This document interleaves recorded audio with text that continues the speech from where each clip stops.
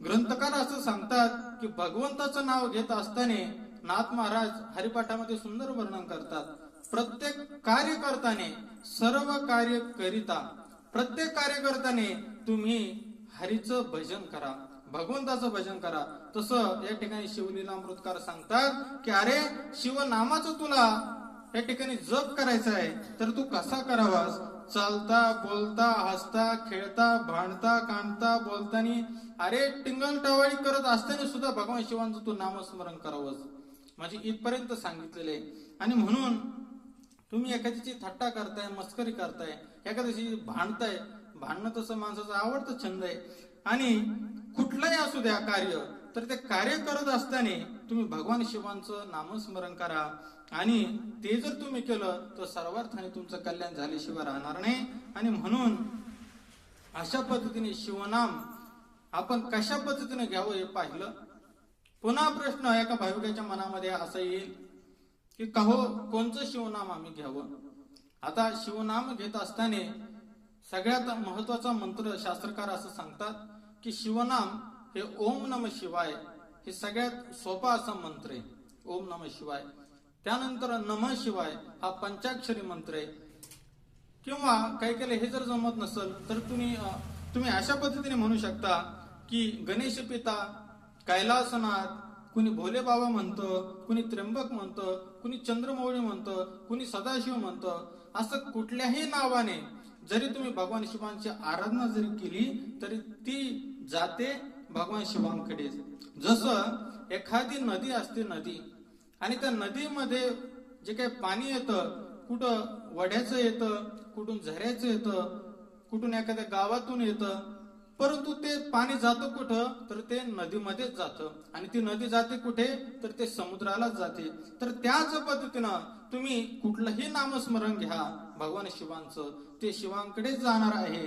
आणि त्याच्यामुळं एखाद्या रोग्याला त्याला माहिती नाहीये, परंतु तुम्ही एखादं औषध दिलं, ते औषध दिल्याच्या नंतर त्या रोग्याचा जो रोग आहे तर तो रोग दूर झाल्याशिवाय राहत नाही.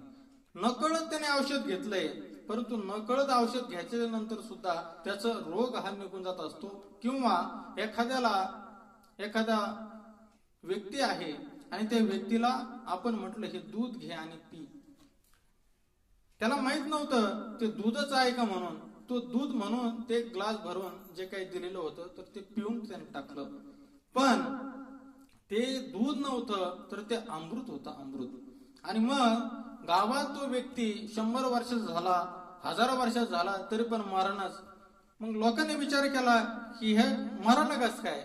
तर मग एक काम महात्म्याने सांगितलं की अरे ह्या व्यक्तीने त्या व्यक्तीला एकदा एक जणाने एका ग्लासामध्ये पेय दिलं होतं, तर ते दूध नव्हतं, ते अमृत होतं. परंतु नकळत त्याने ते प्राशन केलं, तो प्याला आणि त्याच्यामुळे तो आता अमर झाला. आणि मग अशा पद्धतीने नकळत जरी दूध म्हणून त्याने अमृत पिला, परंतु अमृताचा गुण त्या ठिकाणी तो अमृत सोडत नाही. त्या पद्धतीने शिवांचं नामस्मरण नकळत घ्या किंवा कळतेपणे घ्या, परंतु त्याचं जे काही काम आहे तर ते काम दाखवल्याशिवाय ते शिवनाम राहत नाही. आणि म्हणून ते सर्वार्थाने कल्याण करणारं अशा प्रकारचं शिवांचं नामस्मरण आहे. आणि म्हणून आपल्याकडे सगळेच भाविक असतात असं नाही. केव्हा केव्हा काही काही लोक हेटाळणी करणारे असतात, भाविकांची निंदा नालस्ती करणारे असतात, काही टवाळखोर असतात, काही भगवंताची अवहेलना करणारे असतात. त्यावेळेस ग्रंथकार या ठिकाणी असं लिहितात, संकेते अथवा हास्य करुण भलत्या मिसे घडो शिवस्मरण न कळता परिसासी लोह जाण सघंडता सुवर्ण करी की. काही काही लोक टिंगल करतात, टवाळी करतात की काय ते शिवनाम घेतायत, आज महाशिवरात्री काय ते भोंगे लावले सगळ्या लोकांनी, काय ते शिवांचे भजन लावलेत, काय लोक असे एकत्र जमतायत आणि सगळेजण ओम नमः शिवाय ओम नमः शिवाय म्हणतात. अरे आमचं सकाळपासून डोकं उठलं, आमचं डोकं दुखायला लागलं की सगळेजण मोठमोठे फक्त आज गरजतायत ओम नमः शिवाय ओम नमः शिवाय ओम नमः शिवाय. कुणी कथा करतय, कुणी कीर्तन करतय, कुणी भजन करतय आणि सगळीकडे असे मोठमोठे लाऊडस्पीकर लागलेत. कुणी मृदंग वाजवतं काय, कुणी विना वाजतंय काय, कुणी टेपच लावतंय काय, कुणी हॉर्नच मोठ्यानं लावून देतंय काय. तर अशा वेळेस आमचं अगदी डोकं उठलंय आणि हे काय यांनी लावलंय, ओम नम शिवाय, ओम नम शिवाय, ओम नम शिवाय असं जरी तो म्हणत असला, त्या शिवनामाची टिंगलटावळी जरी करीत असला, तर तो म्हणतोय काय, ओम नम शिवाय, ओम नम शिवाय. आणि त्याच्यामुळे सुद्धा त्याचं कल्याण होतं. अशा पद्धतीनं हे शिवनाम आहे.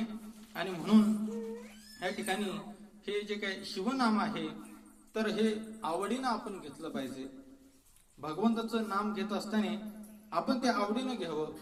कुठेही जरी आपण असलो, कसेही जरी असलो, तरी त्याच्यामध्ये जर आपल्याला आवड असेल तर भगवंत आपल्यावरती कृपा केल्याशिवाय राहत नाही.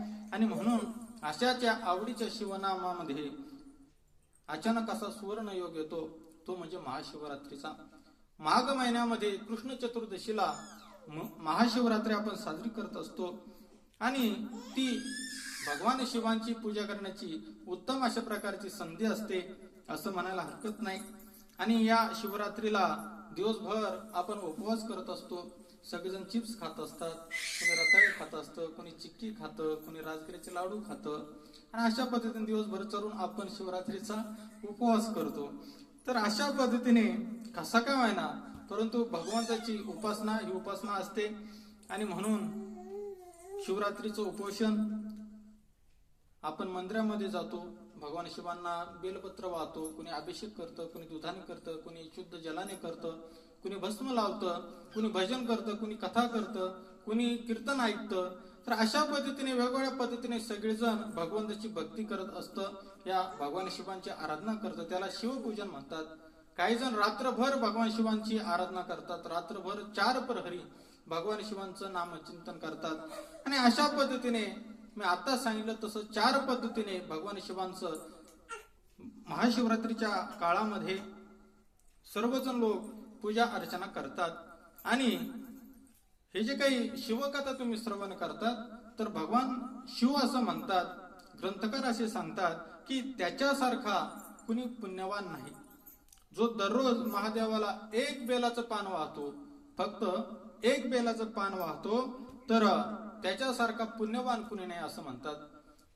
तर तो स्वतः पुण्यवान तर आहेच, परंतु त्याच्या दर्शनाने जो महाशिवरात्री तर वाहतोच, परंतु जो ज्याचं असं नित्य नेहमी जो दररोज भगवान शिवांना 1 बेलपान वाहतो, तर त्या माणसाच्या त्या पुण्याने तो स्वतः तर तरुण जातोच, परंतु त्याचं जर इतरांनी दर्शन घेतलं तर त्याचं सुद्धा पुण्य हे वाढत असतं. फक्त एका बेलाचं पानाचं पुण्य इतकं मोठं आहे. आणि म्हणून भगवान शिवांची आराधना, भगवान शिवांची पूजा अर्चा किती महान आहे याच्यावरून ती आपल्या लक्षात येते. तर अशा पद्धतीने शिवदर्शन सकाळी घ्या, दुपारी घ्या, संध्याकाळी घ्या. ग्रंथकार या ठिकाणी वर्णन करतात, तुम्ही जर सकाळी शिवांचं जर दर्शन घेतलं तर रात्री जे काही तुमच्याकडून पापकर्म घडलं असेल तर ते संपूर्ण भस्मसात होतं. एखाद्याला सकाळून वेळ नाही मिळाला, का महाराज आम्ही सकाळून फळशिपला जातो, मग आम्ही जर दुपारी आलो माध्यान्हकाळी आणि त्यावेळेस जर आम्ही भगवान शिवांचं दर्शन घेतलं तर तरी काय हरकत नाही. शास्त्रकार म्हणतात, अरे पूर्वजन्मीचे जे काही दोष आहेत तुमचे, तर ते दोष माध्यान्हकाळी म्हणजे दुपारी 12-12:30च्या दरम्यान जर तुम्ही भगवान शिवांचं जर दर्शन घेतलं तर ते संपूर्ण जात असतात. मग काय काय म्हणतील, का महाराज आम्ही मजुरीसाठी जातो, शेतामध्ये कामाला जातो, आम्ही शेतकरी आहोत, कामकरी आहोत, मग अशा वेळेस आम्हाला संध्याकाळी 5-6च्या दरम्यान सुट्टी होते, मग आम्हाला दिवसभर भगवान शिवांची पूजा अर्चा करायला किंवा भगवान शिवांचं दर्शन घ्यायला जमत नाही. मग अशा वेळेस आम्ही जर संध्याकाळी भगवान शिवांचं दर्शन घेतलं तर शास्त्रकार म्हणतात तरी पण काय हरकत नाही. अरे तुम्ही तर खरे भाग्यवान आहेत जे संध्याकाळी भगवान शिवांचं दर्शन घेतात. तर शास्त्रकार असं वर्णन करतात, अरे त्याचं 1 नाही 2 नाही तर 7 जन्मामधले जे काही पाप आहेत तर ती पाप संपूर्णतः भगवान शिव हे दूर करत असतात. आणि म्हणून अशा पद्धतीने दररोज नित्यनेमाने भगवान शिवांची आराधना केल्याच्या नंतर हे आपल्याला फळ मिळतं.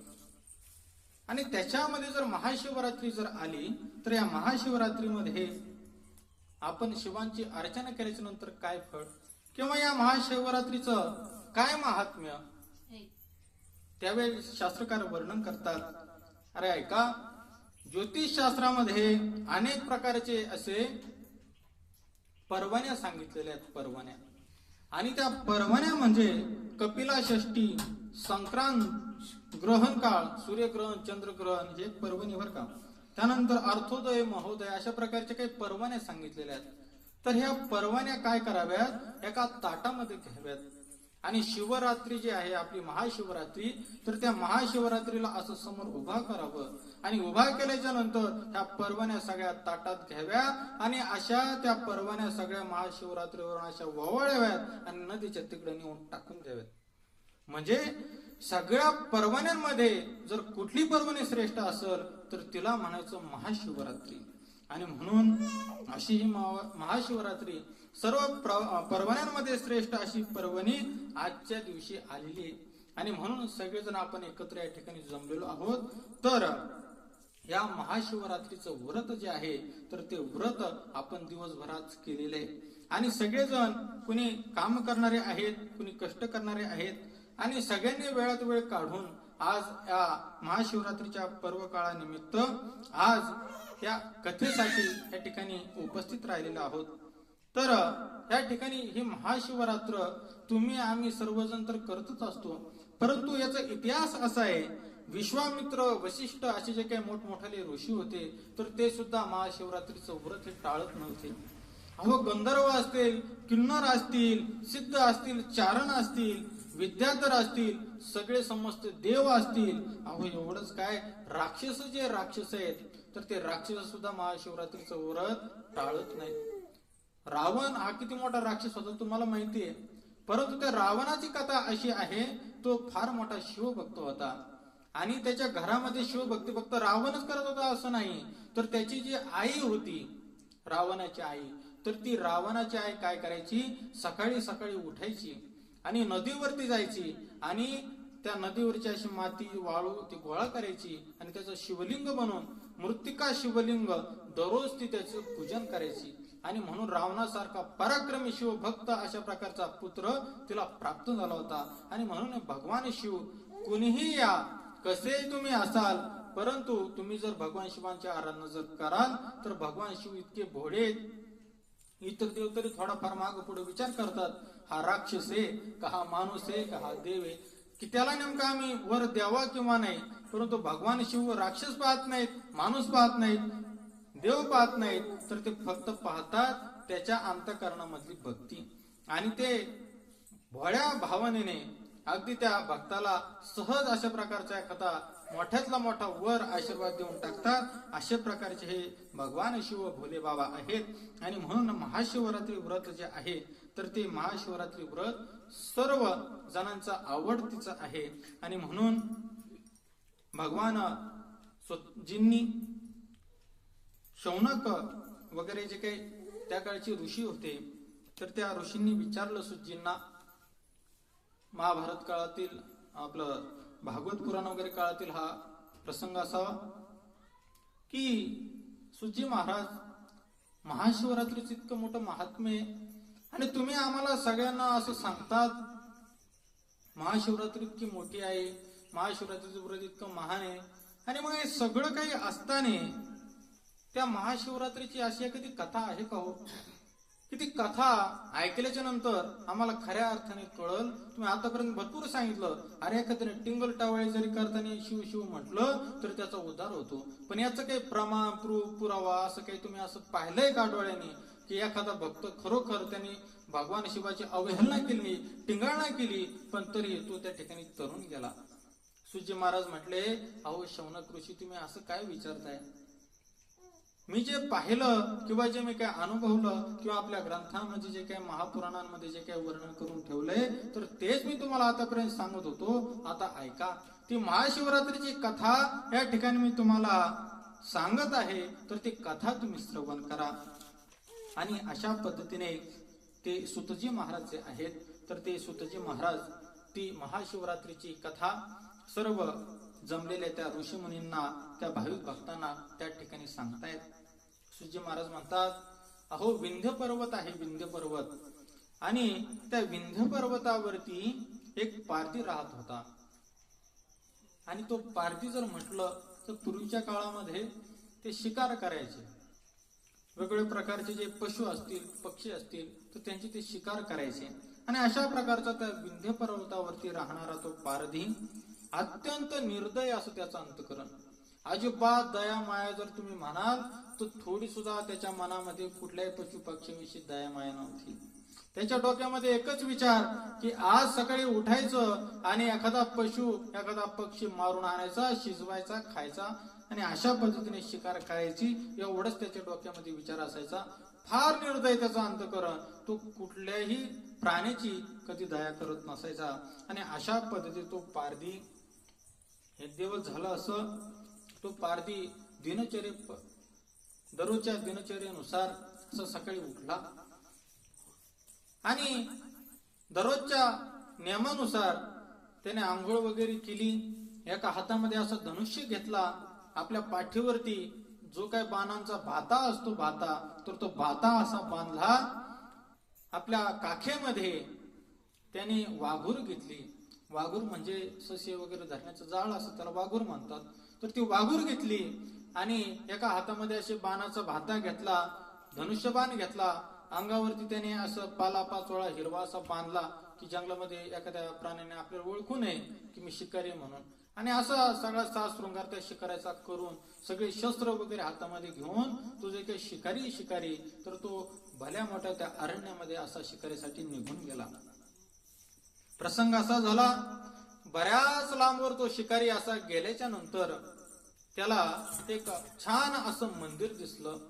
आणि ते मंदिर पांढर शुभ्र अशा पद्धतीने, जसं चांदीचा लेप द्यावा त्या मंदिराला, आणि अशा पद्धतीने इतकं पांढर शुभ्र असं सकाळी सकाळी त्या उन्हाच्या किरणामध्ये सुंदर अशा प्रकारचं ते पांढर शुभ्र मंदिर असं चमकत होतं. आणि त्या ठिकाणी भले मोठे असे माणसं एकत्र गर्दी करून जमलेले होते. आणि त्या माणसांच्या हातामध्ये असं ताट होतं. त्या ताटामध्ये अशी पांढरी कशाची तरी वडी होती. आता या पार त्याला काय माहिती ती वडी कशाची, पांढरी शुभ्र अशी वडी होती. त्याच्यामध्ये असा दीप होता, त्याच्यामध्ये अगरबत्ती होती, त्याच्यामध्ये बेलाची पानं होते, त्याच्यामध्ये दूध होतं, त्याच्यामध्ये शुद्ध जल होतं. आणि अशा पद्धतीने सगळं ते ताट जे, तर ते त्या ताटामध्ये सगळं साहित्य सामग्री घेऊन अनेक भक्तगण त्या अरण्यातील त्या मंदिराच्या दिशेने येताना दिसले. मग हा पारधी म्हटला, त्या अरण्यामध्ये मी दररोज शिकारीसाठी जातो, परंतु मला एक पाखरू देखील दिसत नाही. परंतु आज जर पाहिलं तर आज या ठिकाणी इतकी मोठी गर्दी जमली, गर्दी काय असं गो आज. मग त्याला प्रश्न पडला. आणि मग तो म्हटला, आपण पाहूच यांची गंमत, ते नेमके काय काय करते. त्याला कसलं माहिती नेमकं काय चाललंय ते. आणि तो दिवस म्हणजे माघ कृष्ण चतुर्दशीचा होता. तो असा एका झाडाच्या खोडाला असा दडून बसला आणि तो असा पाहायला लागला गुपचूप की त्या लोकांचं नेमकं काय चाललंय. आणि मग त्या ठिकाणी ते लोक अशी यायचे, त्या पांढऱ्या शुभ्र मंदिरामध्ये जायचे आणि तिथं एक असा भला मोठा गोल असा दगड मांडलेला होता, दगड. आणि त्या दगडावरती सगळे असे दूध वाटायचे, कुणी पाणी टाकायचं, कुणी आरती ओवाळायचं, कुणी शंख वाजवायचं, कुणी मृदुंग वाजवायचं, कुणी भजन करायचं, कुणी त्या देवळाच्या बाहेर येऊन अशी कथा सांगायचं. लोक असे ऐकत बसायचे. आणि हा असा दिनक त्या दिवशीचं जे काही प्रसंग आहे, तर तो प्रसंग सर्व त्या पारध्याने पाहिला. आणि पाहिल्याच्या नंतर त्या पारध्याच्या मनामध्ये आलं, अरे काय लोक हे मूर्ख आहेत, मूर्ख. अरे हे लोक खऱ्या अर्थाने बावट म्हणावे, बावट. अरे इतके चांगले प्रतिष्ठित घरातील हे लोक आहेत, गाव त्यांनी सोडून दिलं आणि लांब अशा प्रकारच्या गावापासून इतक्या दूर अंतरावरती असणाऱ्या या घनदाट अरण्यामधील एका मंदिरामध्ये हे येत आहेत. अरे लोकांना दूध प्यायला भेटत नाही. आज दूध जर पाहिलं तर काय लिटर आहे आपल्याकडं, 50 रुपये लिटर दूध चालू आहे. आणि असं एवढं महागडं दूध हे आणतात आणि त्या दगडावरती ओतून देतात. अरे पाणी सुद्धा आज 10 रुपयाला 20 रुपयाला बाटली आहे, ते घेतात आणि त्या दगडावरती असे ओतून देतात. अरे एवढंच नाही तर बेलाचे पानं, रानटी वृक्ष आहे हो, त्या झाडाला कोणी विचारत नाही. ते रानटी वृक्ष ते बेलाचे पानं घेतात त्या दगडावरती वाहतात. अहो एवढंच नाही तर त्याला धूपच का लावतायत, कुणी आरतीच काय ओवाळतंय. आणि अशा पद्धतीने काय यांनी हा खेळ मांडलाय. आणि काय मूर्ख लोक आहेत हे. चांगला उद्योग करावा, चांगला पैसा कमावा, चांगल्या पद्धतीने आरामशीर आल्हाददायक असं जीवन जगावं आणि सगळ्या लोकांनी आराम, सगळं काही चांगलं अन्न, पाची पक्वान्न वगैरे असे चांगलं भोजन वगैरे सगळं सोडून दिलंय आज. आणि ह्या मंदिराच्या देवाच्या नावाने यांनी उपवास धरलाय आणि सगळे लोक गाव सोडून आज अरण्यात आले. आणि काय ते भजन करतायत म्हणे, शिव हर हर शिव हर हर. आणि अशा पद्धतीने त्यांनी टिंगलटावाळी चालू केली. आता तो पारदेव होता, त्याला भक्ती म्हणजे काय माहित नाही, महाशिवरात्र म्हणजे काय माहित नाही.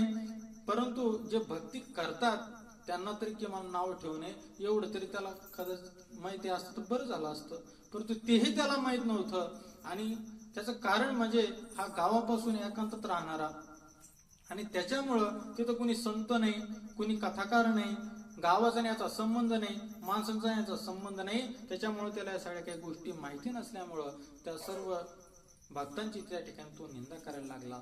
आणि अशा पद्धतीने त्या मंदिराच्या उजव्या बाजूने अशी प्रदक्षिणा केल्यासारखा तो निघून गेला अरण्यामध्ये. म्हणजे ह्या लोकांच्या कुठं नादी लागता, आपली बायका लेकर घरी उपवाशी आहे, एखादी शिकार आपल्याला कुठून तरी करून आणावी लागेल. आणि शिकार जर आपण केली नाही तर आपली बायको, आपली लेकर सगळे उपाशी मरतील. म्हणून मी आता शिकारीसाठी निघून जातो, असं त्याने मनाची विचार केला.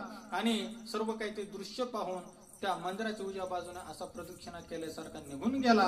आणि निघून गेल्याच्या नंतर त्याच्या डोक्यामध्ये त्याने ते पाहिलेलं दृश्य हे सतत असं डोळ्यासमोर येत होतं. आणि त्याला वाटायचं, अरे काय हे वेडे लोक आहेत, आणि काय ते भजन म्हणायचे, शिव हर हर शिव हर हर शिव हर हर शिव हर हर. अरे चांगलं जीवन त्यांनी त्यागून दिलं, चांगलं जेवण त्यांनी त्याग केला, त्या देवाच्या नावाने त्यांनी उपास धरला. अरे माणसाने कसं जीवन जगावं, यांच्याकडे आहे तरी उपयोग घेत नाही आणि आमच्याकडे नाही तर आम्ही असं फिरत राहतो. तर अशा पद्धतीने तो टिंगलटावाळी करत करत निघून गेला. दिवसभर त्याच्या डोक्यात तेवढाच विचार, काय हे वेडे लोक आहेत, काय त्यांचं भजन, शिव हर हर शिव हर हर, असं दिवसभर त्याच्या मनात तोच विचार. आणि मग संध्याकाळ झाली, दिवस मावळला, पण त्या शिकाऱ्याला एक सुद्धा शिकार सापडली नाही, एक सुद्धा पशु हाती लागला नाही. आणि एक सुद्धा हरण असल, सस असल, साधं एखादी खार असल, काहीच कुठलाच पक्षी अगदी त्याला मिळाला नाही. आणि तो दिवसभर त्या ठिकाणी उपवासी राहिला, उपवासी. मग त्याला असं विचार आला, अरे आता रात्र झाली, संध्याकाळ झाली, आणि या संध्याकाळी सगळे जे काही अरण्यातील जे काही पशु असतात तर ते पशु पानवाट्याच्या ठिकाणी जिथं पाणी असतं तर त्या ठिकाणी पाणी प्यायला मात्र जरूर येतात. कारण की रात्रभर पशु कुठं फिरत नाहीत, ते झोपलेले असतात. म्हणून संध्याकाळी ते पोटभर पाणी पिऊन नंतर आपल्या निवासस्थानी जात असतात. आणि म्हणून त्या ठिकाणी त्या शिकाऱ्याने असा विचार केला की आपण आता पानवाडीच्या ठिकाणी जावं. आणि म्हणून त्या अरण्यामध्ये भलं मोठं असं एक तळ होतं. आणि त्या तळ्याच्या काठावरती एक फार मोठा असा उंच असा वृक्ष होता, झाड होतं.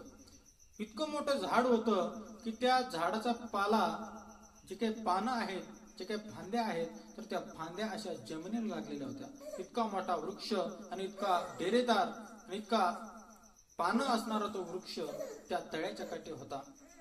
आणि त्या ठिकाणी तो शिकारी त्या झाडावरती जाऊन बसला की सूर्याचं किरण सुद्धा त्या झाडाच्या आतून येत नसायचं, इतका दाट अशा पानांचा तो वृक्ष होता. त्या झाडावरती तो जाऊन बसला. आणि जाऊन बसल्याच्या नंतर त्यांनी धनुष्यबाण काढला, असा बाण लावला आणि त्याने असा नेम धरून ठेवला. आणि त्या झाडाला जास्त पानं असल्यामुळं व्हायचं असो, ते वाऱ्या जर थोडंफार जर असं आलं ते पानं अशी हलायची, आणि पानं हलायची म्हणून त्याचा नेम टळू नये, त्याच्यामुळे तो असा जे काही त्या झाडाचा पाला आहे तर तो असा उजव्या हाताने असा खुडायचा आणि असा खाली टाकायचा. पुन्हा वारा यायचं, पुन्हा ते पानं हलायचे, याचे त्या नजरेच्या आड यायचे, नेम टळू नये त्याच्यामुळे तो असं ते उजव्या हाताने पान खोडायचा आणि असा खाली टाकायचा. आणि असं करता करता बरेचसे त्याने पानं तोडले, फांद्या तोडल्या, आणि असं त्याने बरंचसं खाली टाकलं. रात्रही सरली, एक प्रहर रात्र गेली. आणि एक प्रहर रात्र गेल्याच्या नंतर झालं असं, त्या ठिकाणी एक हरिणी आली, हरिणी. आणि ती हरिणी त्या सरोवरामध्ये त्या तळ्याच्या काठावरती पाणी पिण्यासाठी आली. आणि ती अशी पाणी प्यायला लागली. आणि ह्या शिकाऱ्याने ते पाहिलं. ह्या पारध्याने ते पाहिलं, आता म्हटलं शिकार सापडली, आता आपलं काम भागलं. आणि एक हरण जर आज मिळालं ना तर आपलं आणि आपल्या कुटुंबाचं चांगल्या पद्धतीने भोजनाची व्यवस्था झाली. देव खरंच कृपावंत आहे. आणि मग त्यांनी तो असा बाण जो लावलेला होता, जो का निशाणा लावलेला होता, तर तो निशाणा त्या ठिकाणी त्याने लावलेला आहे. आणि ते हरिणी अशी त्या तळ्याच्या पाण्यामध्ये ती उतरलेली पाणी पिण्यासाठी, आणि ती पाणी प्यायला लागली. यांनी असा बाण सोडणार तर लगेच त्या हरिणीने सुद्धा त्या शिकाऱ्याकडे पाहिलं. त्याची आणि त्या हरिणीची नजर एक झाली. आणि तेवढ्यात ती हरिणी म्हटली, ओ शिकारी महाराज, थांबा थांबा थांबा, मला मारू नका, मी या ठिकाणी गर्भवती आहे. आणि असं ऐकल्याच्या नंतर जो शिकारी होता, जो पारधी होता, तर तो पारधी सुद्धा असा अवाक झाला. त्याने अशा तोंडामध्ये बोट घातलं, म्हटले आजपर्यंत मी अनेक प्राण्यांची शिकार केली, अनेक हरण मी मारले, अनेक पशु मी मारले, अनेक प्रकारचे पक्षी मी मारले, परंतु हे बोलणारं हरिण आज पहिल्यांदाच मी पाहिलं. त्याला सुद्धा त्या ठिकाणी प्रश्न पडला, हरण बोलतंय आणि तेही माणसाच्या भाषेमध्ये, हे कसं काय भाऊ? मग त्याला सुद्धा प्रश्न पडला. आणि मग त्यांनी त्याचा नेम जो होता तो असा खाली घेतला, धनुष्यबाण त्याने असा खाली घेतला. आणि तो म्हटला, कोण आहेस तू? आणि असं मानवी भाषेमध्ये तू कसं काय बोलतेस? कोण आहेस तू नेमकी? आणि मी तुला मारू नये असं तू सांगणारी कोण? मी शिकारी आहे, शिकार करायची किंवा नाही करायची ते माझं मी ठरवीन. आणि मग त्या ठिकाणी तिची काय हरिणी आहे, तर ती हरिणी म्हटली, मी गर्भवती आहे, गर्भवती. आणि गर्भवती मारल्याच्या नंतर तुम्हाला माहिती आहे का त्या गर्भवतीच्या हत्येचं काय पातक असतं? तर तिने फार सुंदर वर्णन करून या ठिकाणी सांगितलं. ती म्हणते, अहो शिकारी महाराज ऐका, 100 वासरं जर मारले तर एक बैल मारल्याचं पातक, 100 बैल जर मारले तर एक गाय मारल्याचं पातक, 100 गाय जर मारल्या तर एक ब्राह्मण हत्याचं पातक, 100 ब्राह्मण जर मारले तर एक स्त्री वध केल्याचं पातक, आणि 100 स्त्रिया जर मारल्या तर एक गुरु हत्याचं पातक, आणि असे 100 गुरु जर मारले तर एक गर्भवती मारल्याचं पातक. मग आता तुम्ही विचार करा की पाप किती मोठं झालं. आणि मग ती म्हणले, जे काही शिकारी होते तर ते शिकारी म्हणले, तू फारच गोड बोलतेस आणि एवढ्या शास्त्राच्या गप्पा माझ्या संग करतेस तू. मला तर असं वाटतं की हरिणी नसली पाहिजेस, कारण की मी एवढे हरण मारले पण एका हरणीने माझ्या संग अशा गप्पा गोष्टी केल्या नाही. तू कोणीतरी दिव्य अशा प्रकारची असली पाहिजेस, तू हरणी नसली पाहिजेस. मग ती हरिणी तिचा पूर्व वृत्तांत जो आहे तर ती सांगायला लागली. म्हटली, पारधी महाराज काय सांगावं, माझ्या जीवनामध्ये एक असा प्रसंग घडला, मी ते तुम्हाला सगळं काही सांगते. ज्या वेळेस देव आणि राक्षसामध्ये समुद्र मंथन झालं तर त्या समुद्र मंथनामध्ये 14 रत्न निघाली. आणि त्या 14 रत्नामध्ये एक रत्न होतं, तर त्या रत्नाचं नाव होतं अप्सरा. आणि त्या अप्सरामध्ये रंभा नावाची जी काही अप्सरा आहे तर ती रंभा म्हणजे मी. आणि इंद्र दरबारामध्ये मी सुंदर अशा प्रकारचं नृत्य करायचे. अनेक देवगण जे आहेत तर ते मला असे मोहित व्हायचे, माझ्या नजरेनं ते असे घायाळ व्हायचे, एवढी मी दिसायला वगैरे सुंदर होते. आणि माझी सौंदर्याची त्या ठिकाणी बरोबरी या जगामध्ये कुणी करू शकत नव्हतं. एवढी सुंदर अशा प्रकारची रंभा मी त्या इंद्र दरबारात नृत्य करायचे. आणि या सौंदर्यावरती, या सुंदरतेवरती मला त्यावेळेस गर्व झाला की माझ्यासारखी सुंदर स्त्री या जगामध्ये कोणी नाही. आणि अशा पद्धतीने मी गर्विष्ठ झाले. आणि या गर्वामुळे असं झालं की मी भगवान शिवांची आराधना सोडली. कारण की भगवान शिव हे नटराज आहेत. भगवान शिवांपासून नृत्यविद्या आहे. म्हणून जगातले जेवढे काही मोठमोठे ऍक्टर आहेत तर त्यांच्या त्या पूजेमध्ये नटराजाची मूर्ती असते. तर त्या ठिकाणी ही नृत्यांगना होती अप्सरा रंभा, ती सुद्धा भगवान शिवांची आराधना करायची. आणि त्या ठिकाणी ती म्हटली, मी सौंदर्याने गर्विष्ठ झाले आणि त्या ठिकाणी मी भगवान शिवांचं पूजन अर्चन सगळं काही सोडून दिलं. आणि मी एवढी त्या ठिकाणी वेगळ्या पद्धतीने वेगळ्या मार्गाने जायला लागले की मी इंद्र दरबारामध्ये आम्हाला अमृत असतं देवांना प्यायला, आपल्याला दूध हे अमृतासारखं आहे पृथ्वीवरती, तसं स्वर्गामध्ये जर गेलं तर त्यांना अमृत असतं. तर ते अमृत मी प्राशन करायचे, परंतु मी त्या ठिकाणी अमृत प्यायचं सोडून दिलं आणि मी मद्य प्यायला लागले, म्हणजे मी दारू प्यायला लागले, दारू. अशी ती अप्सरा सांगायला लागली बरं का. आणि एवढंच नाही तर माझं थोडं चुकीचं पाऊल पडलं आणि मी देव वगैरे सगळे सोडून दिले आणि हिरण्य नावाचा जो काही राक्षस होता तर त्या राक्षस संग मी राहायला लागले. आणि त्या हिरण्य नावाच्या राक्षसासोबत राहत असताना बरेच दिवस असे लोटले आणि बरेचसे दिवस गेल्याच्या नंतर हिरण्य राक्षसासोबत मी रंभा कैलास पर्वताच्या जवळ असणाऱ्या त्या अरण्यामध्ये शिकारीसाठी म्हणून आम्ही दोघे जण गेलो.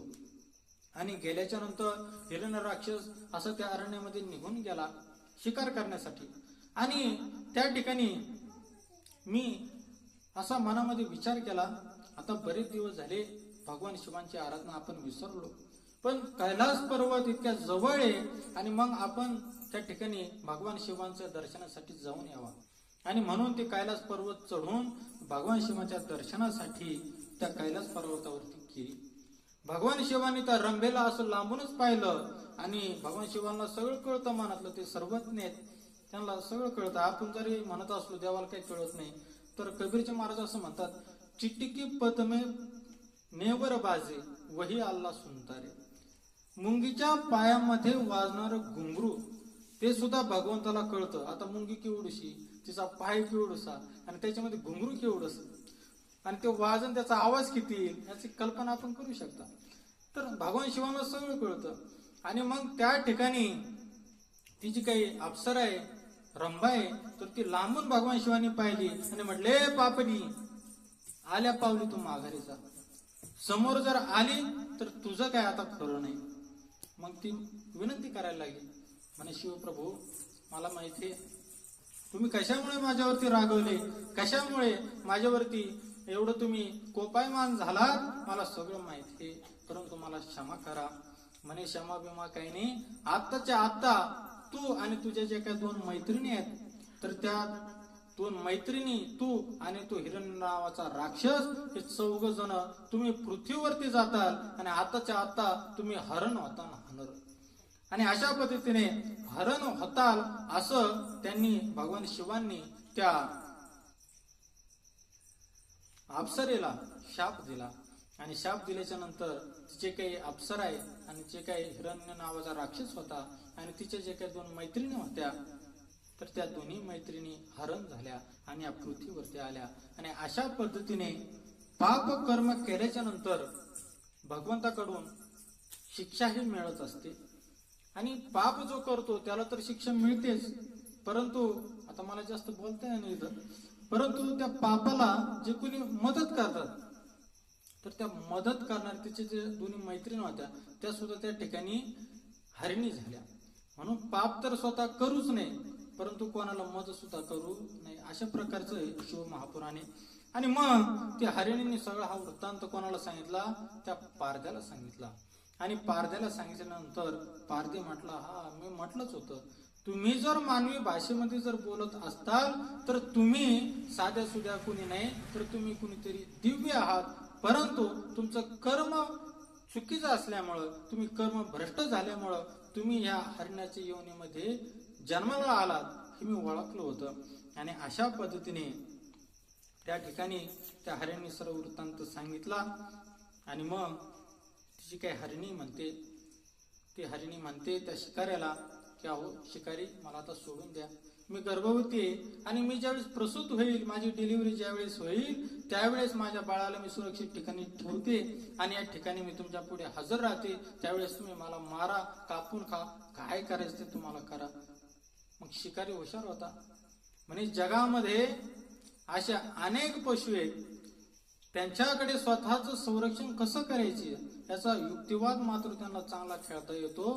त्याच्यामुळे या ठिकाणी तू जरी मला एवढं गोड बोलून जरी सांगत असलीस, पण तुझ्यावरती माझा काही भरोसा नाही, त्याच्यामुळं तू काहीतरी शपथ घे, काहीतरी शपथ घे. तो फार मोठा इतिहास आहे, एवढं सांगायचं म्हणलं 2 तास लागतील, म्हणून ते जास्त कथा तुम्हाला सांगत नाही. पण शपथ त्याने घेतली अनेक जे काही पापकर्म आहेत तर ते पापकर्माचं उच्चारण तिने त्या ठिकाणी केलं आणि ते सगळे पाप माझ्या डोक्यावर बसते जर मी नाही आले तर, अशा पद्धतीने हे सगळं सांगितलं. आणि ती जी काही हरिणी आहे तर ते हरिणी त्या शिकाऱ्याने सोडून दिली आणि मग ती हरिणी आपल्या घरी निघून गेली. पुन्हा त्या शिकाऱ्याने मनामध्ये विचार केला, म्हणे आज सकाळी उठल्या कोणाच तोंड पाहिलं होतं काय माहित, आज एक सुद्धा शिकार मला मिळायला तयार नाही. नक्कीच ते जे काही लोक जमले होते ना त्यांचं दर्शन झाल्यामुळेच हा काही प्रकार घडला. काय ते लोक म्हणे शिव हर हर शिव हर हर शिव हर हर, काय ते भजन करीत होते, काय ते चांगलं अन्न सोडून दिलं खाण्याचं आणि खुशाल त्यांनी उपवास पकडला दिवसभर. एवढे चांगले कपडे रंगबिरंगी असतात ते सोडून दिले आणि पांढरे शुभ्रे कपडे घालतात आणि त्या मंदिरामध्ये एकत्र काय जमतात, काय लोक आहेत बुवा. आणि असं टिंगलटवाडी आणि ते शिव हर हर शिव हर त्याच्या मुखामध्ये नामस्मरण. आणि असं करता करता रात्रीचा एक प्रहर गेला. एक प्रहराची पूजा त्याला घडली, टिंगलटवाडीने का व्हायना पण ती घडली. 6 जन्माचं पाप त्याचं निघून गेलं. पुन्हा त्याने असा बाण घेतला, त्या झाडावरती तो बसलेला आणि त्या वाऱ्याने असं ते पानं हलायची, उजव्या हाताने तो असा खुडायचा आणि असा खाली टाकायचा. मुखामध्ये ती टिंगलटावायचा चालू, काय ते लोक भजन करायचे शिव हर हर शिव हर हर, आणि असं ते पान तोडायचा आणि असं खाली टाकायचा. काही का व्हायना शिकार मला मिळावी. आणि अशा पद्धतीने त्याच्या मनामध्ये तो विचार. आणि मग बराच वेळ गेला, दुसरा प्रहर होत आला रात्रीचा आणि त्या ठिकाणी एक हरिणी आली, दुसरी हरिणी आली आणि ती दुसरी हरिणी त्या ठिकाणी पाणी प्यायला लागली. त्याला वाटलं आता पहिली गेली पण आता दुसरी मात्र जी हरिणी हिचा गेम करायचा म्हणजे करायचा. आणि त्या ठिकाणी त्याने असं धनुष्यबाण घेतला, तिच्यावरती रोखला आणि तो बाण त्या हरिणीवरती तो सोडणार तोच त्या हरिणीने त्याच्याकडे पाहिलं आणि म्हणते ओ शिकारी महाराज थांबा थांबा थांबा. आता शिकारी महाराज म्हटलं आज बोल काय हरण्याचं काही कारखाना निघला का, सगळे बोलकेच हरणा सापडायला लागले, काय भानगड झाली. आणि मग त्या ठिकाणी म्हणे आता हिचं काय म्हणणं आहे नेमकं ऐकून तरी घ्यावं. आता ती पहिली बोलून गेली, आता हिचं काय म्हणणं आहे. आणि मग त्या ठिकाणी ती म्हटली मला मारू नका, मी कामविहरणी आहे आणि या ठिकाणी मी माझ्या पतीला वचन देऊन आले की जे काही आपलं जे काही प्रेम वगैरे आहे तर मी तुम्हाला ते देईन, परंतु या ठिकाणी मला तहान लागली, मी पाणी पिऊन येते आणि मग नंतर जे काय आहे आपलं ते आपण करूयात. तर अशा पद्धतीने ते वचन त्याने त्या पतीला दिलेलं होतं. आणि मग त्या शिकाऱ्याला त्या हरिणीने सर्व काही वृत्तांत सांगितला. आणि मग तो शिकारी म्हटला असा माझा विश्वास नाही. त्या हरिणीने जशी शपथ घेतली पहिल्या हरिणीने तसं तू सुद्धा काहीतरी शपथ घे. आणि मग तिने सुद्धा अनेक पापकर्म जे आहेत मानवी जीवनातील तर त्या मानवी जीवनातील पापकर्म आणि त्या पापकर्माचं जे काही फळ आहे तर ते फळाचं सर्व काही त्याला कथन केलं. आणि मी जर नाही पुन्हा वापस आले तर ते सर्व पाप माझ्या डोक्यावर बसतील. अशा पद्धतीने शपथ घेतली आणि ती पण हरिणी निघून गेली. पुन्हा हा जो काही शिकारी त्याचा ते क्रम चालू झाला. तिसरा पहर चालू झाला रात्रीचा आणि तिसऱ्या पहरी सुद्धा त्याने असा नेम धरला.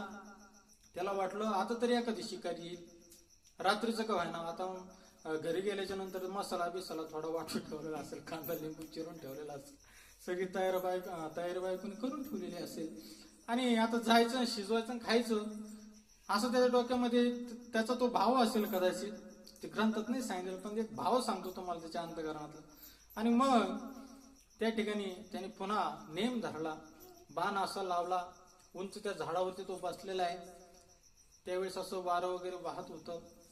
तो पाला त्याच्या नजरेच्या असा आड यायचा. शिकार आपल्याला स्पष्टपणे दिसावी आणि म्हणून तो त्या उजव्या हाताने असं पान खोडायचा, त्या डहाळ्या खोडायचा आणि असं खाली टाकायचा. आणि मनामध्ये त्याच्या तेच सकाळचा. आणि आता दुसरी शिकारी गेली, खरंच फारच अपेक्षा तोंडाशी लागली. जसं आपण म्हणतो ना ग्रामीण भाषेत, तशा पद्धतीने लोकांचं दर्शन घेतलं सकाळ सकाळ, त्यांना पाहिलं आणि खरोखरच माझा दिवस पूर्ण वाईट गेला की मला एक सुद्धा शिकार मिळाली नाही. आणि अशा पद्धतीने त्याच्या मनामध्ये टिंगलटा वेळ चालू. आणि काय ते लोक भजन म्हणत होते शिव हर हर शिव हर हर. आणि वरून सांगतात शिव हर हर मानल्याने कल्याण होतं आणि मला तर दिवसभर शिकार मिळाली नाही, असे त्या लोकांचं तोंड आहे. अशा पद्धतीने सर्व काही त्याच्या मनामध्ये ते चिंतन चालू. आणि तेवढ्यामध्ये काळवीट आलं, हरण आलं. आणि ते हरण आल्याच्या नंतर ते असं त्या तळ्यावरती पाणी प्यायला लागलं. आणि याने असा नेम धरला, तुम्हाला आता सोडायचंच नाही. ते असा नेम सोडणार, ते हरण म्हणलं ओ शिकारी महाराज थांबा थांबा थांबा. पुन्हा तिसरं हरण बोलणार. हा म्हटलं आता तर काही आता मिटलंच. तिसरं हरण बोलणार. आणि मग तिसरा हरण सुद्धा बोलणार होतं. म्हटलं याचं काय म्हणणं आहे, जरा ऐकून तरी घेऊ, हा नेमका काय सांगतो. आणि मग ते त्या हरणाला विचारतात शिकारी महाराज, म्हणे काय बाबा तुझं काय म्हणणं आहे सांग आता. अहो म्हणे शिकारी महाराज मला मारू नका, माझ्या एक नाही दोन नाही मला 3 बायका आहेत. आणि त्या 3 जणी त्या घरी बसलेल्या आहेत. आणि त्यांना जर असं कळालं आमचे पती गेले तिकडेच गेले तर त्यांची कुटुंबीय व्यवस्था व्यवस्थित चालणार नाही. आणि म्हणून मी जे काही शेवटचा जो काही संदेश आहे, थोडेसे काही निरोप ते सांगतो आणि पुन्हा वापस येतो त्या 3 जणीला भेटून. आणि मग शिकारी महाराज म्हटले माझा तुझ्यावर विश्वास नाही, तू असं काही खोटं बोलशील आणि निघून जाशील. 3 बायकात का 4 आहेत, मी कुठं पाहायला आलो.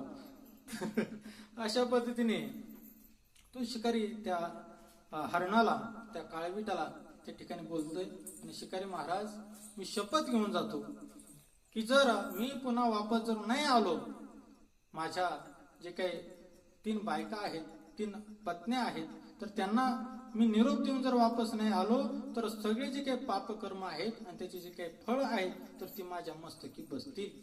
आणि अशा पद्धतीने त्या शिकारी महाराजाला त्या काळविटाने सुद्धा वचन दिलं, शपथ दिली. आणि त्या ठिकाणी तो काळवीट सुद्धा निघून गेला. आता जी काही पूर्व दिशा आहे तर ती थोडी उजाडत होती, तांबडं फुटायला लागलेलं होतं. आणि पूर्व दिशेला थोडा असा सूर्य येण्याची सर्व काही चाहूल लागलेली होती, सूर्य उगवण्याची चाहूल लागलेली होती. पूर्व दिशा थोडी अशी तांबूस अशी दिसायला लागलेली होती. त्या ठिकाणी पारधीच्या मनात विचार आला, बायकोने वाटलेला मसाला आता पूर्णपणे विटून गेला असेल, परंतु आपल्याला या ठिकाणी आता शिकार काही मिळत नाही. आता आपलं या ठिकाणी काही खरं नाही. कालचा दिवसभराचा उपवास तर घडलाच, परंतु आता रात्रभर सुद्धा उपवास आपल्याला घडलेला आहे. आता तरी सकाळ सकाळ का व्हायना पहाटे पहाटे एखादी शिकारी भेटली तर बरं होईल, आपले लेकरं बाळ सगळे उपवासी असतील. काही का ना आपण आता जरी भेटली तरी त्यांना जीव घालू शकतो. आणि म्हणून त्याने पुन्हा असा बाण लावला. आणि बाण लावल्याच्या नंतर त्याने असा नेम धरला तळ्याच्या दिशेने. आणि ते वारं वगैरे असं वाहत होतं, ती झाडाची पानं अशी हलत होती, डोळ्याच्या पुढे ती येत होती. आणि तो असा उजव्या हाताने ते पान फोडायचा आणि असा खाली टाकायचा. आणि मनामध्ये त्याच्या तोच विचार की अरे देवा, काल मी त्या भक्तांचं दर्शन घेतलं, त्या अरण्यामध्ये काही जे काही लोक जमलेले होते ते त्या दगडावरती दूध वाहत होते, पाणी वाहत होते, कुणी दीप लावत होतं, कुणी आरती करत होतं, कुणी मृदुंग वाजवत होतं, कुणी शिवकथा सांगत होतं. आणि त्या लोकांचं मी दर्शन घेतलं. आणि दर्शन घेतल्याच्या नंतर माझा हा जे काही करंट दिवस आज उगला, फार वाईट असा दिवस मला उगला. आणि सर्वार्थाने मला या ठिकाणी एक शिकार सुद्धा मिळाली नाही. आणि अशा पद्धतीने अत्यंत पूर्ण आयुष्यातील वाईट दिवस आज उगला. आणि अशा पद्धतीने ते लोक त्या ठिकाणी शिव हर हर शिव हर हर काय ते भजन करत होते. आणि त्यांचं भजन ऐकून इतका दिवस मला खराब केला असं मनाशी तो चिंतन करत होता. आणि मग त्या ठिकाणी जी काही 4थी हरिणी, तर ती 4थी हरिणी पाणी पिण्यासाठी आली. आणि ती अशी त्या तळ्याच्या काठावरती आली आणि असं पाणी प्यायला लागली. आणि याने आता नेम धरला, बाण सोडणार. लगेच ती पण हरिणी बोलायला लागली, ओ म्हणे शिकारी महाराज थांबा थांबा थांबा, मला मारू नका. शिकारी महाराज म्हटले आता 4थं हरण बोलणार. आता ही फारच मोठी फॅक्टरी आता या ठिकाणी 4 हरणांची ओपन झालेली दिसते अरण्यामध्ये, की सगळेच सगळे त्या ठिकाणी बोलकेच हरण आपल्याला पाहायला भेटायला लागले. आता हिचं काय म्हणणं आहे, सगळ्यांचं ऐकून घेतलं, आता हिचं ऐकायला काय हरकत आहे. आणि म्हणून त्या हरणीला सुद्धा त्यांनी विचारलं, सांग बाई आता तुझं काय म्हणणं आहे, का मारू नको तुला. म्हणे अहो शिकारी महाराज, माझे लहान लेकरं आहेत घरी, 2 पाडसं आहेत घरी, आणि ते पाडसं त्यांना फार भूक लागलेली आहे. ती रडत होती आणि मी त्यांना म्हटले, बाळांनो मला फार तहान लागली आणि मी आत्ता तळ्याच्या काठावरती जाते आणि पाणी पिऊन येते आणि मग तुम्हाला मी स्तनपान करते, तुम्हाला मी दूध पाजते. आणि अशा पद्धतीने मी माझ्या बाळांना वचन दिले. माझे बाळ रडतील हो, मी जर नाही गेले तर त्यांना त्या ठिकाणी दूध कोण पाजेल. आणि म्हणून अशा पद्धतीने ती जी काही हरिणी आहे, तर ती हरिण त्या शिकाऱ्याला सांगते. आणि मग तो शिकारी म्हणतो, या ठिकाणी तू मला बोलतेस गोष्ट खरी, परंतु तू तुझ्या लेकरांना दूध पाजून पुन्हा वापस येशील याची काय शाश्वती, काहीतरी शपथ घेऊन सांग. आणि मग त्या शिकाऱ्याच्या समोर ती जी काही हरिणी आहे, तर ती हरिणी अनेक पाप जे कर्म आहेत, तर ते पाप कर्माचं उच्चारण करते आणि त्याची जे काही वाईट वाईट जे काही फळं आहेत, तर ते फळं माझ्या मस्तकी बसतील मी जर नाही आले तर, अशा पद्धतीने ती शपथ घेते आणि ती हरिणी निघून जाते. आणि अशा पद्धतीने ते 3 जे काही हरिणी होत्या आणि काळवीट होतं त्यांच्यामध्ये हरण, तर ते म्हणजे एकाच कुटुंबातील होते. सकाळ झाली आणि सगळेजण ते पाडसं वगैरे, ते हरिणी, ते काळवीट सगळे असे एकमेकांमध्ये गप्पा मारायला लागले आणि एकमेकाला ते प्रसंग सांगायला लागले रात्रीचे, की मी त्या तलावाच्या काठी पाणी पिण्यासाठी गेलो होतो, त्या ठिकाणी मला एक पारधी भेटला, त्याला मी असं असं पापकर्म सांगितलं, शपथ घेतली. दुसरी हरिणी म्हणे, अहो तुम्ही गेले होते, मी पण गेले होते पाणी प्यायला तिथंच, मला पण तो शिकारी भेटला, मी पण त्याला तसं सांगितलं. त्यानंतर त्याची दुसरी बायको हरिणी जी होती ती पण त्याला तेच सांगायला लागली. तिसरी ती पण बोलायला लागली. म्हणले, अरे हे म्हणजे तिघांना एकच अनुभव या ठिकाणी येतोय. म्हणजे या ठिकाणी आपण आता सगळं कुटुंब त्या पारद्याकडे गेलं पाहिजे. पूर्वीचा काळ असा होता, जान जाय मगर वचन ना जाय. आता वचन गेलं तर गेलं, पण आपली जान नाही गेली पाहिजे. अशा पद्धतीने हा कलियुगाचा काळ आहे. तर तो जुना काळ होता, सत्यवादी काळ होता, सत्याचा काळ होता. आताची जर माणसं असते तर म्हटले असते, आपला जीव वाचला ना कशाला जायचं त्या पारद्याकडं. पण ते हरण होते, सत्याचा काळ होता आणि म्हणून त्या हरणाने विचार केला नाही. आपण जर नाही गेलो तर सगळं पापकर्म आपल्या माथ्यावरती बसल. एकतर भगवान शिवांच्या शापाने आपल्याला हरणाचा जन्म मिळाला आणि या हरणाच्या जन्मामुळं आपल्याला असं इतर पशु पक्ष्यासारखं अत्यंत दयनीय जीवन या ठिकाणी जगावं लागते. आणि आता जर आपण त्या पारद्याकडे नाही गेलो तर आपण शपथ घेतलेली आणि त्या शपथेमुळं अजून आपलं जीवन त्या ठिकाणी दुःखी झाल्याशिवाय राहणार नाही. आणि त्याच्यामुळं या ठिकाणी आपण आता आपलं जे काही कुटुंब आहे तर ते संपूर्ण कुटुंब घेऊनच त्या पारद्याकडे जाऊ. तो पारधी त्या ठिकाणी असा निशाण लावून बसलेलाच होता आणि त्या अरण्याच्या त्या वाटेने, त्या पाऊल वाटेने, त्या झाडाकडं, त्या तळ्याच्या काठावरती हे जे हरण होतं, जे काळवीट होतं, ते काळवीट, त्याच्यात 3 बायका म्हणजे 3 हरिणी, एक गर्भवती होती, एक त्याची पत्नी होती आणि एक लेकरूवाळी होती, 2 पाडसांची आई होती ती, आणि ती 2 पाडसं. अशा पद्धतीने किती झाले, 5 ते 6 जण त्या कुटुंबातील सगळेच्या सगळे त्या दिशेने, त्या पारदीच्या दिशेने निघाले. आणि ते गेल्याच्या नंतर त्या शिकाऱ्याला आनंद झाला. म्हणे खरंच सत्यवादी बर का, बोलतात ते तोलतात.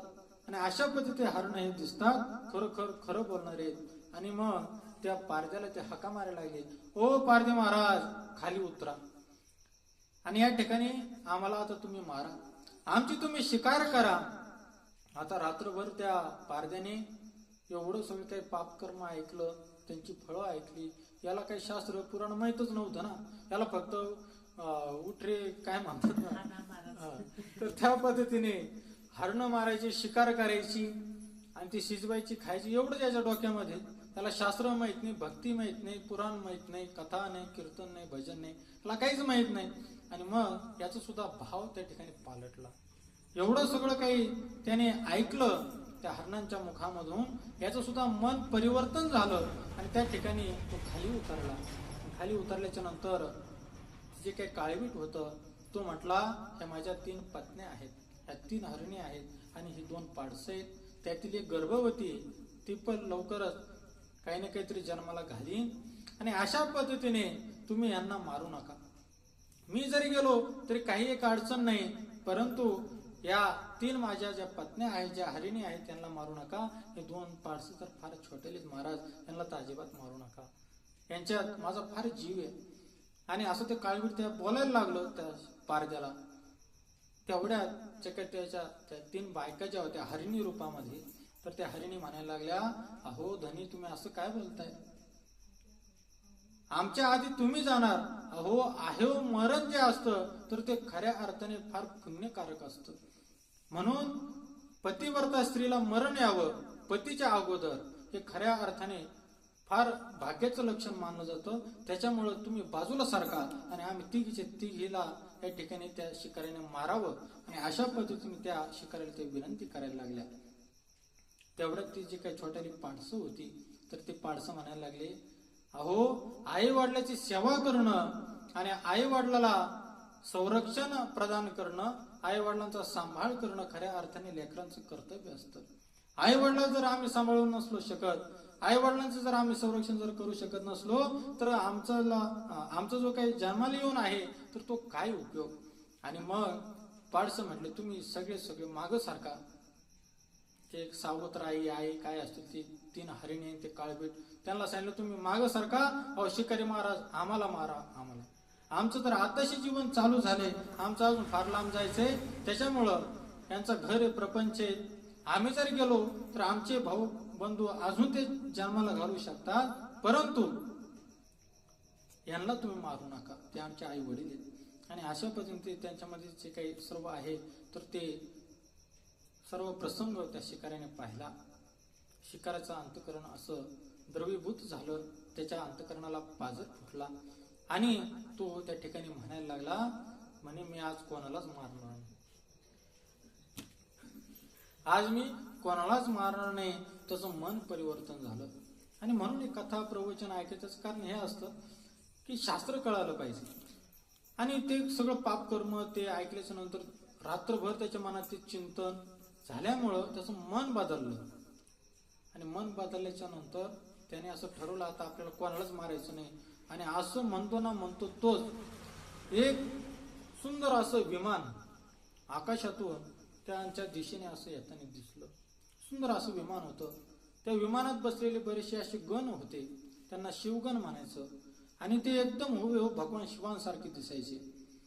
त्यांना 5 तोंड होते, 10 हात होते, कारण की भगवान शिवांचं स्वरूप हे पंचमुखी. तर 5 मुख त्यांना होते, 5 तोंड होते, 10 हात होते. आणि अशा पद्धतीने ते सगळे शिवगण जे आहेत तर ते शिवगण विमानात बसून असे त्या पारदेच्या दिशेने, त्या हरणाच्या दिशेने येताना दिसले. आणि ते विमान असं त्यांच्या जवळ येऊन असं थांबलं. आताचे विमान क्रॅश होतात, माणसं मरतात तरी कळत नाही, परंतु ते भगवान शिवांचं विमान कधी क्रॅश होत नाही, कुलमडत नाही. देवाचं विमान येते, त्यातलं डिझेल ऑइल कधी संपत नाही, कधी काय होत नाही. तर ते विमान म्हणजे दिव्य आणि पुण्य कमवणाऱ्या लोकांसाठी येणारं ते विमान. आणि अशा पद्धतीने ते विमान आलं, असं थांबलं. आणि आल्याच्या नंतर ते जे काही शिवगण जे बसलेले होते तर ते सगळे त्या पारद्याला म्हणायला लागले, ओ पारधी महाराज, चला लवकर. त्या हरणाला म्हणाले, ओ हरणानो, बसा लवकर विमानामध्ये, तुम्हाला भगवान शिवांनी बोलवलंय. आता पारद्याला प्रश्न पडला, मी तर असं काहीच पुण्य केलं नाही. अरे मी तर उलट रात्रभर यांची टिंगलटावळी करत होतो की काय ते लोक शिव हर हर म्हणत होते, काय ते दगड आणि काय ते त्या दगडावरती दूध वाहत होते, काय लोकांनी चांगला अन्नाचा त्याग केला, दिवसभर उपाशी राहिले, चांगले कपडे सोडून दिले, पांढरे शुभ्र कपडे घालून असे लोक ह्या जंगलामध्ये आले, अशी मी टिंगलटावळी केली. आणि काय ते शिव हर हर म्हणत होते ते लोक. आणि अशा पद्धतीने मी त्यांची अवहेलना केली शिवभक्तांची. आणि आज भगवान शिवानी विमान पाठवलं, काय असं माझं पुण्य असेल? त्या हरणानं सुद्धा प्रश्न पडला, अरे आम्ही तर रात्रभर पाणी पिण्यासाठी काठावरती आलो, तळ्याच्या काठावरती आलो, आम्ही तर कुठलंच शिवरात्री व्रत केलं नाही, कुठला सोमवार केला नाही, कुठला प्रदोष काळ पाळला नाही, आम्ही कसलंच काही केलं नाही. आणि आम्हाला शिवलोकातून नेण्यासाठी विमान यावं. त्यावेळी त्या भगवान शिवांचे जे काही गण होते तर त्या गणांनी त्या हरणांना आणि त्या पारद्याला सगळा वृत्तांत सांगितला. म्हणे, अरे पारद्या, सकाळी तू ज्यावेळेस शिकारीसाठी निघालास आणि शिकारीसाठी निघाल्याच्या नंतर तू त्या झाडाच्या आडोंगी असा उभा राहून तू जे काही त्या मंदिरातील लोकांना पाहत होता ना, तर ते दुसरे तिसरे कुणी नव्हते, तर ते माझ्या शिवप्रभूंचे भक्त होते. अरे तू जे काही म्हणत होता ना, तू इतकं मोठं दगडाचंच मंदिर आणि त्या दगडाच्या मंदिरातही गोल असा वाटोळा, असा गोल अशा प्रकारचा दगड मांडला. लोक त्याच्यावरती दूध ओततायत, कुणी पाणी ओततायत, कुणी दीप लावतंय, कुणी धूप लावतंय, कुणी आरती करतंय, कुणी घंटा वाजवतंय, कुणी मृदुंग वाजवतोय, कुणी टाळ वाजवतोय, कुणी चिपळ्या वाजवतोय, कुणी विणा वाजवतंय, कुणी भजन करतंय, कुणी कथा करतंय, कुणी कीर्तन करतंय. तर अशा पद्धतीने ते शिव हर हर शिव हर हर अशा पद्धतीने ते म्हणत होते. तू जे काही त्यांची टिंगलटावळी करत होतास ना, अरे ती भगवान शिवांची शिवपिंड होती आणि त्या शिवपिंडीवरती ते दूध वाहून, त्या ठिकाणी दिवा लावून, आरती करून, अगरबत्ती लावून, बेलाची पानं वाहून, भस्म लावून ते सगळेजण त्या भगवान शिवांची पूजा करत होते. कुणी अभिषेक करत होतं, कुणी रुद्र म्हणत होतं, कुणी शिवमहिम्न म्हणत होतं, कुणी स्तोत्र म्हणत होतं, कुणी कथा प्रवचन करत होतं. तर ते भगवान शिवांचा त्या दिवशीचा महाशिवरात्रीचा पर्व काळ होता आणि त्याच्यामुळं सगळी जी माणसं आहेत तर ती सगळी माणसं तर भगवान शिवांची आराधना करत होतं. बरं एवढं झालं, ठीक आहे, परंतु तरीही तू असा उजव्या हाताने निघून गेलास मंदिराच्या, पण तू त्या मंदिरात गेलास नाहीस. अरे तू जरी त्या मंदिरात गेला नसला तरीही उजव्या हाताने गेलास मंदिराच्या, म्हणजे तुला उजव्या बाजूने शिव मंदिराची प्रदक्षिणा घडली. कशी घडली? न कळत घडली. मी तुम्हाला आधी काय सांगितलं, न कळत जरी शिवांची आराधना जर घडली तर विमान येतं आणि आपण तर समजदार माणसं आहोत आणि आपण जर एवढी भक्ती करत असलो तर आपल्याला काय मिळणार नाही भगवान शिवांच्या कृपेने.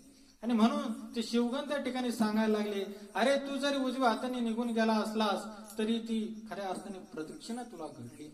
बरं एवढं कर तू थांबला नाहीस, दिवसभर तुला शिकार मिळाली नाही, पण तू त्या टिंगलटावळी केली त्या लोकांची आणि मनातल्या मनात तुझ्या नामोच्चार घडला, शिव हर हर शिव हर हर. काय ते लोक म्हणत होते, काय त्यांचं तोंड पाहिलं आणि मला शिकार मिळाली नाही.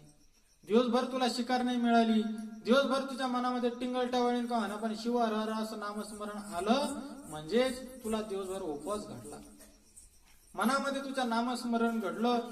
बरं ते झालं तर झालं, त्याच्या पुढं ऐक, तुला असं वाटलं सगळे जे काही प्राणी आहेत तर ते प्राणी त्या तळ्याच्या काठावरती पाणी प्यायला येतात आणि तिथं आपल्याला 100% खात्रीने विश्वासाने शिकार मिळाल्याशिवाय राहणार नाही.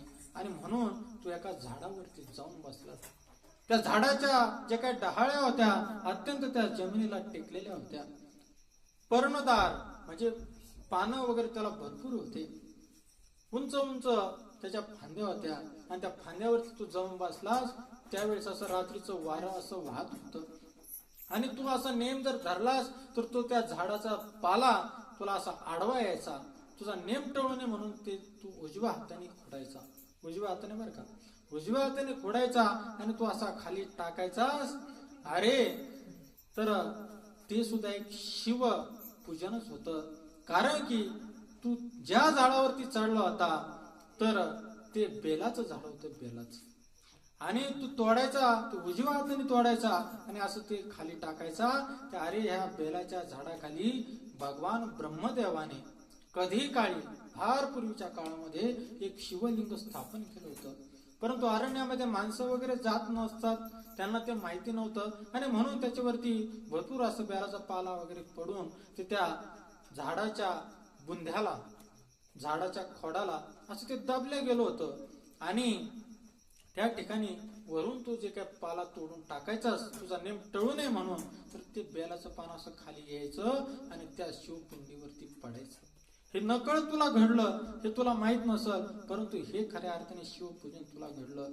मग त्या हरिणींनी विचारलं, का हो म्हणे महाराज, तुम्ही त्या पारध्याला एवढं सांगता, आम्ही तर काहीच केलं नाही, तो तरी मनुष्य आहे परंतु आम्ही तर पशु आहोत आणि पशु असताना या ठिकाणी काय असं पुण्य आमच्याकडून घडलं. त्यावेळेस तो जे काही शिवगण होता भगवान शिवांच्या दरबारातून आलेला, तर तो त्या ठिकाणी म्हणायला लागला, हरणांनो ऐका, तुम्ही रात्रभर शास्त्राचं निरूपण या पारध्याला केलं.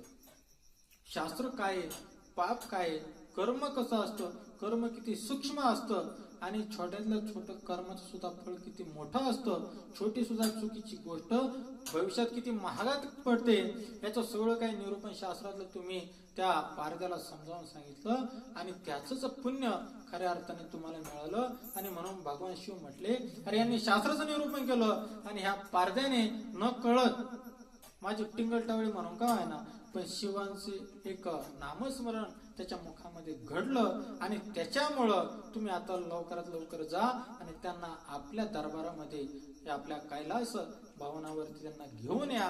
आणि अशा पद्धतीने भगवान शिवांनी विमान पाठवलं आणि मग त्या पारद्याच्या हाताला असं धरलं, त्या शिवगणांनी इकडून हरणाच्या हाताला धरलं आणि सगळ्यांना त्या विमानामध्ये असं बसवलं. आणि चमत्कार असा झाला, त्या काळी जे काही पारदी होता पाहते तर त्या पारद्याला 5 तोंड त्या ठिकाणी निर्माण झाली. त्याच्या हाताचे 2 हाताचे त्या ठिकाणी 10 दिसायला लागले आणि तो सुद्धा शिवगण झाला. आणि त्या विमानामध्ये बसून तो जो काही पारदी आहे तर तो पारदी त्या हरणासोबत शिवलोकी गेला, भगवान शिवांकडे गेला.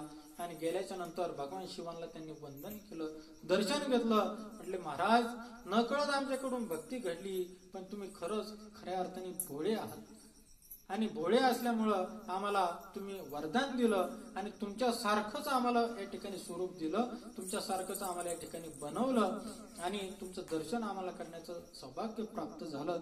आणि अशा पद्धतीने तो पारदी त्या हरणं त्या ठिकाणी बोलायला लागले. आणि 12 वर्षानंतर त्या हरणं शापमुक्त झाली, भगवान शिवांच्या स्वरूपामध्ये ते विलीन झाले. आणि मग भगवान शिवांनी त्यांना आशीर्वाद दिला. आणि जे काही व्याध नक्षत्र आहे आकाशामध्ये जर आपण पाहिलं तर अनेक प्रकारचे नक्षत्र असतात, तर व्याध नावाचं नक्षत्र म्हणजे तो पारदी.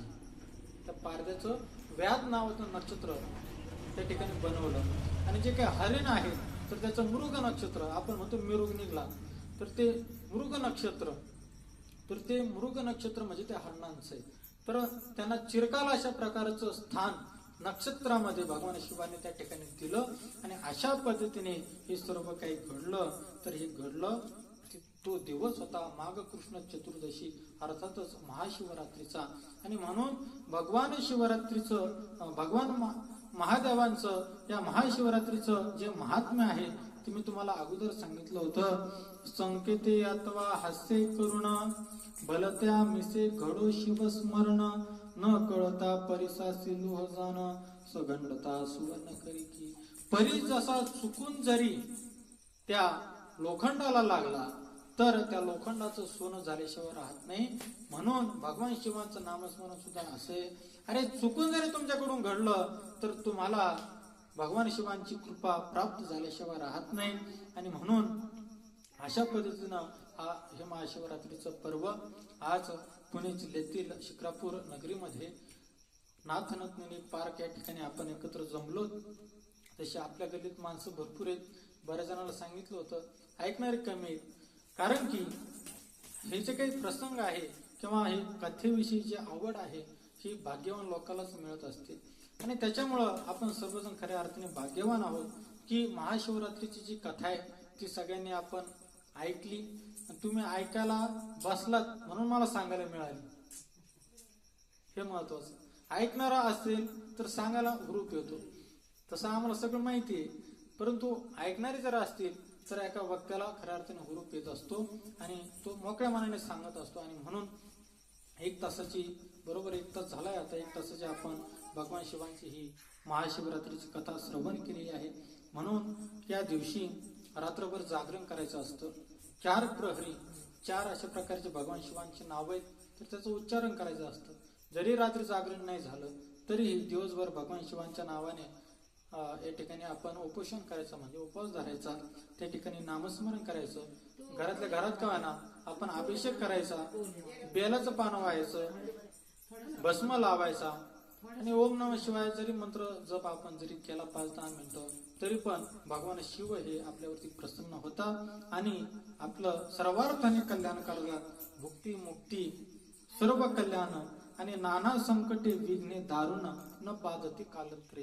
त्याची संकट निरसनाचं काम भगवान शिव हे करत असतात. अशा पद्धतीने महाशिवरात्रीचं व्रत आपण सर्वांनी केलेले शिवकथा या ठिकाणी ऐकलेली आहेत आणि म्हणून सगळ्यांनी एकदा भजन करावं भगवान शिवांचं. शिवहर शंकर नमामि शंकर, शिवहर शंकर नमामि शंकर, शिवशंकर शंभो, शिवहर शंकर नमामि शंकर. हे गिरिजापती भवानी शंकर, हे गिरिजापती भवानी शंकर, शिवशंकर शंभो, शिवहर शंकर नमामि शंकर, शिवहर शंकर नमामि शंकर, शिवहर शंकर नमामि शंकर. अशा पद्धतीने झालेली सेवा सर्व तुम्हा श्रुतवर्गा चरणी समर्पित करतो, भगवान शिवांच्या चरणी समर्पित करतो. आणि महाशिवरात्रीच्या पर्व काळानिमित्त सगळ्यांचं कल्याण हो, सगळ्यांना शिवनाम घडो, सगळ्यांना संकटातून मुक्ती मिळो, सगळ्यांवरती भगवान शिवांची कृपा बरसत राहो ही भगवान शिवांच्या चरणी प्रार्थना करतो आणि या ठिकाणी थांबतो. नमः पार्वती पतये हर हर हर महादेव. अवधूत चिंतन श्री